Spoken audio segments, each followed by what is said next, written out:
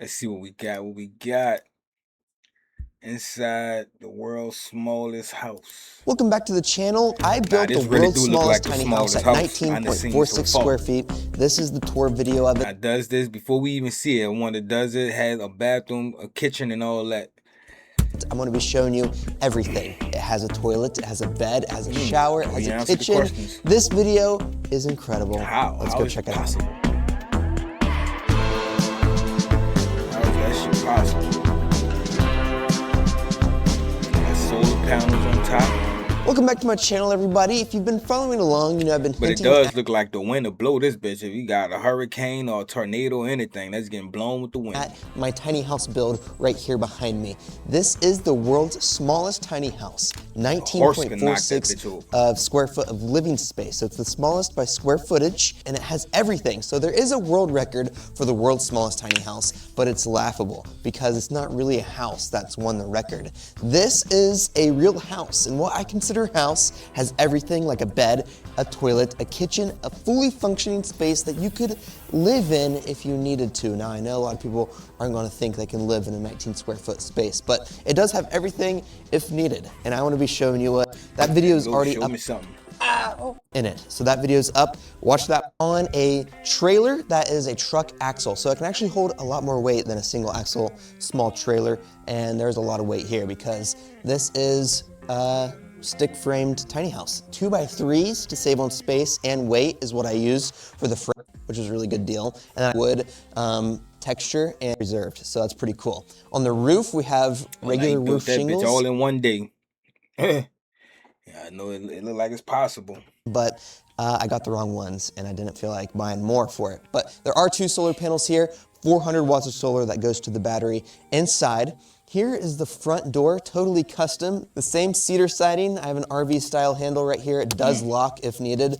The window, 1 of 4. Down here on the frame, I added these 2 jacks on the back to stabilize it better because the axle is right in the middle. So if you were standing here, it would kind of be like a teeter-totter. So I added those there for stability, and I added all brand new lights and electrical wiring to the trailer itself. Over here we have the exterior shower. So if I open this up, this is where the fun begins. I can open this and put the shower nozzle right where it goes right there, and you can turn the hot water or cold water on.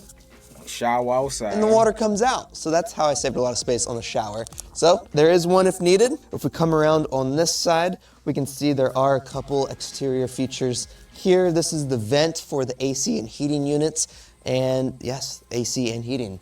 And here's where all the electrical kind of comes in right here. This we'll get to later. Let's walk back to the front and walk inside.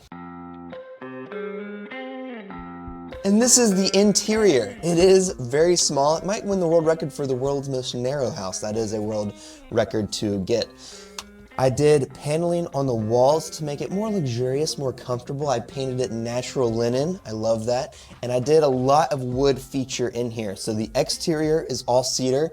I did a lot of cedar accents, like this is the bottom of the bed. All cedar. The ceiling is all cedar. The trim around here, the windows is all cedar. But the window sills is Paduke, really exotic wood.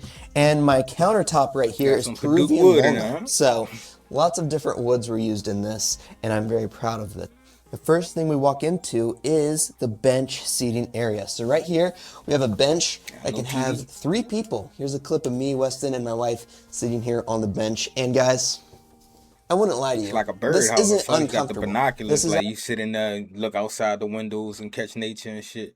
But like I said, I would want to feel protected. Like I don't want, like, whatever you looking at, what if it's an animal and then he come charging at shit to break the windows and shit. Like, I want that bit bulletproof. Actually pretty decent for a tiny house bench. You can sit here, especially in the kitchen space, watch a movie, whatever you want to do. But there's a couple cool features about this bench. One, there's lots of hidden doors. So if we take off these pillows, the first hidden door is right over here. We can lift this up and access underneath the sink if we need to.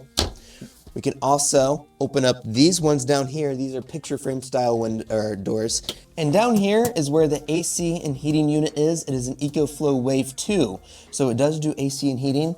Here, I'll rip off the vent right here.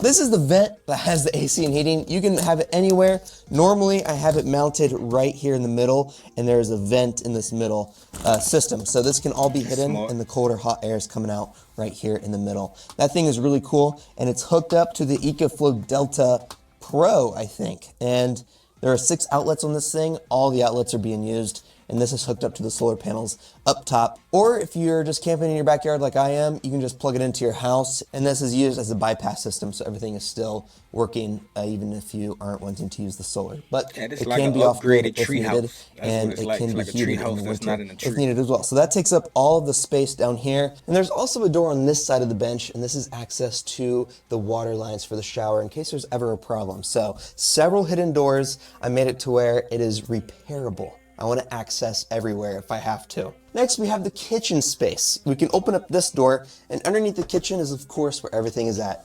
So the water system, I have a 5-gallon water tank, fresh water, 5-gallon gray water. I know that's not a lot, but and you can get a garden hose in here, or I have a funnel if you want to buy fresh water and just funnel it in there. You can have access to that. And the water goes through a water pump that's hooked up to my battery and a filter system. And then there is room in here for a small water heater. So if you want hot water in here, you can do that as well. That is all underneath here. And of course, we have the sink here. The sink is a really cool feature. We can open up this lid. I mean, this is a cutting board it came with. It is a flush sink, so you have more space here to do anything you need. If we take off the cutting board lid, the sink folds up like this, and you can just turn the water on. Works just like that. And when you're done, you can take this down. I mean, this is a pretty good sized sink. It's like 13 inches by 15 inches, I think. And if you need to cook anything, doable. I do have an electric cooktop you can pull from the bottom. Plug this in to the outlet right over here, and you can cook whatever you want right here. I mean, this is a beautiful view for cooking. I can sit and decent. cook. And I have 360 or 270 degree window view right here. What about a toilet? This is a great setup. Well, and then if if you you need a shower cold outside, drink, then I just guess pop you open put the the shit mini outside fridge. too. And you can get a cold drink. Right now it's 42 degrees, so it's about fridge temperature. That is nice how many this is. Just enough for a couple drinks, maybe one food item. And of course I have a little light up here. So that is everything with the kitchen and the bench seating and really the brains of this tiny house. If you're wondering where you sleep, that is up here. I have it hooked right here. All you have to do is unhook it and it folds down and it rests on these maple pieces of wood over here, and that's how it's braced.